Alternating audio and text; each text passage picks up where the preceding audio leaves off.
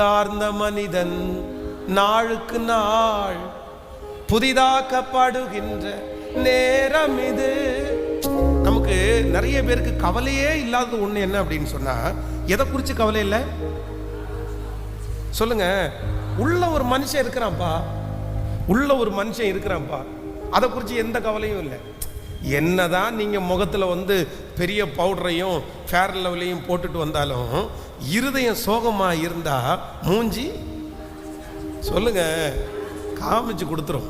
அதே போல நம்முடைய ஆத்துமா நமக்குள்ள வாழல அப்படின்னு சொன்னா, வெளியில என்னதான் பணம் வந்தாலும் என்னதான் சொகுசான வாழ்க்கை வந்தாலும் நம்மளால என்ன பண்ண முடியாதுன்னா நல்லா வாழ.